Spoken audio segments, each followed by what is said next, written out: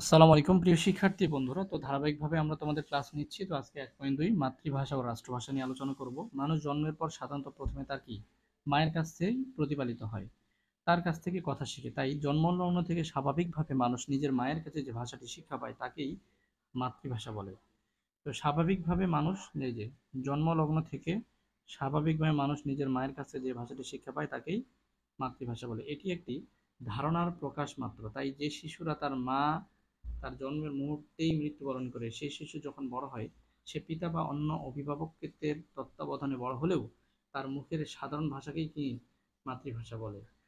তো দেখা গেছে যে কোনো বাচ্চার মা যদি জন্মের সময় মারা যায়, সে কি তার মায়ের কাছ থেকে শিখে না, তার বাবার কাছ থেকে শিখে বা অন্যদের কাছ থেকে শিখে। কিন্তু তারপরেও এই তার মুখের যে ভাষাটা এটাই হচ্ছে তার মাতৃভাষা। বাংলাদেশের অধিকাংশ মানুষ জন্মের পর মায়ের কোলে এবং মায়ের বাংলা বলে বড় হয়। বাঙালি মায়ের এই বলি বাংলা, বাঙালি মায়ের এই বলি বাংলা। তাই বাঙালি জাতির মাতৃভাষা হচ্ছে বাংলা।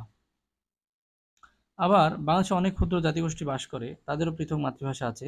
বাংলাদেশ ছাড়াও ভারতের পশ্চিমবঙ্গ, ত্রিপুরা, আসাম, বিহার, উড়িষ্যা, ঝাড়খণ্ড রাজ্য, মায়ানমার, রাখাইন রাজ্য ইত্যাদি স্থানে বাংলা ভাষার প্রচলন আছে। তো এইসব অঞ্চলে অনেকেরই মাতৃভাষা বাংলা। তাছাড়া যুক্তরাজ্য, যুক্তরাষ্ট্র, Japan, France dot dot dot এই দেশগুলোতে বাংলা ভাষাভাষী জনগণ রয়েছে।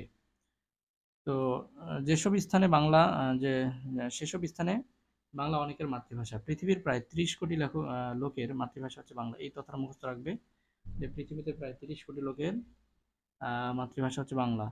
মাতৃভাষার বিবেচনায় সারা বিশ্বে বাংলার স্থান হচ্ছে ষষ্ঠ। এটা এমসিকিউতে খুব গুরুত্বপূর্ণ, পরীক্ষায় এইটা আর এটা এই দুইটা থেকে একটা প্রশ্ন আসতে পারে। তো এবারে আসো রাষ্ট্রভাষা সম্পর্কে আমরা আলোচনা করবো যে রাষ্ট্রীয় কাজে ব্যবহারের জন্য কোনো দেশের সংবিধান স্বীকৃত ভাষাকে ওই দেশের রাষ্ট্রভাষা বলা হয়। তাহলে এটা হচ্ছে সংজ্ঞা। তো এখানে বলছে যে একটি দেশ একটি রাষ্ট্রের বিভিন্ন অঞ্চলে বিভিন্ন ভিন্ন ভিন্ন জনগোষ্ঠীর মধ্যে বিভিন্ন ভাষার ব্যবহার থাকতে পারে। যেমন বাংলাদেশে বাংলা, চাকমা, আচিক, মণিপুরি ইত্যাদি ভাষা আছে। ভারতে আছে বাংলা, গুজরাটি, হিন্দি, পাঞ্জাবি, কানাড়ি ভাষা ইত্যাদি। পাকিস্তানে পাঞ্জাবি, বালুচ, সিন্ধি ইত্যাদি। এতে রাষ্ট্রের কেন্দ্রীয় প্রশাসনিক কাজ কোনোভাবেই কোন ভাষাতে পরিচালিত হবে এই নিয়ে প্রশ্ন আসে। এই প্রশ্নের সমাধান কল্পে কোনো কোনো রাষ্ট্র একটি নির্দিষ্ট এক বা একাধিক ভাষাকে রাষ্ট্রভাষা হিসেবে স্বীকৃতি দেয়। বাংলাদেশের সংবিধানের প্রথম ভাগের ৩য় অনুচ্ছেদে লিপিবদ্ধ আছে যে প্রজাতন্ত্রের রাষ্ট্রভাষা হবে বাংলা। তো রাষ্ট্রের সর্বাধিক মানুষের বোধগম্য ভাষা হিসেবে সাধারণত রাষ্ট্রভাষা স্বীকৃত হয়ে থাকে। এই ভাষায় অর্থাৎ যে দেশে মানুষ যেই ভাষাভাষী মানুষ বেশি ওইটাই রাষ্ট্রভাষা হবে।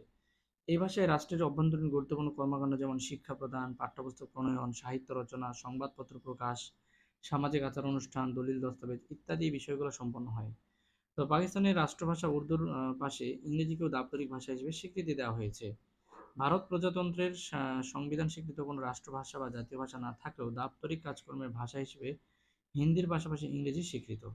ভারতের রাজ্যগুলোতে প্রশাসনিক কর্মে আঞ্চলিক ভাষাসমূহের কি ব্যবহার হয়ে থাকে। পশ্চিমবঙ্গ, ত্রিপুরা, ঝাড়খণ্ড রাজ্য, আসাম রাজ্যের বরাক উপত্যকায় অন্যতম প্রশাসনিক ভাষা হচ্ছে বাংলা। প্রিয় শিক্ষার্থী বন্ধুরা, তো এর পরের পর্বে তোমাদেরকে আমন্ত্রণ জানাচ্ছি আবারও। আজকের মতো এই পর্যন্ত বিদায় নিচ্ছি। দেখা হবে পরবর্তী ভিডিওতে। আসসালামু আলাইকুম।